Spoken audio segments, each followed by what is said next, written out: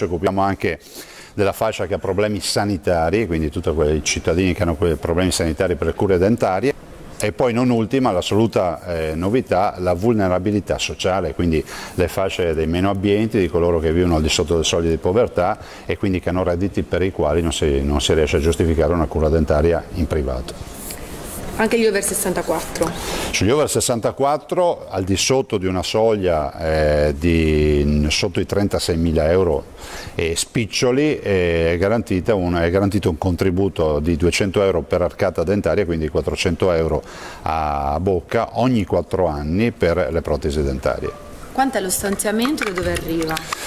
Fondi della sanità, 8 milioni di euro, è un progetto sperimentale, lo vogliamo ovviamente intensificare per dar modo a quei veneti che non riescono a fare le cure dentarie in proprio di aiutarli e fare in modo che anche loro abbiano le bocche a posto, che non rappresentano solo migliori relazioni sociali, ma c'è anche un problema ovviamente fisiologico e di messa in sicurezza della loro salute.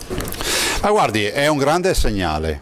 però è anche l'occasione per ricordare che questa sarà una strada impervia, è una novità assoluta, cercheremo di intraprenderla, spero nella collaborazione di tutti i professionisti, prova ne sia che abbiamo fatto questa delibera proprio a Ferragosto, sarà operativa dal 1° di gennaio in modo tale che ci siano appunto un bel po' di mesi davanti per poter poi fare gli accordi e pianificare anche le fasi operative.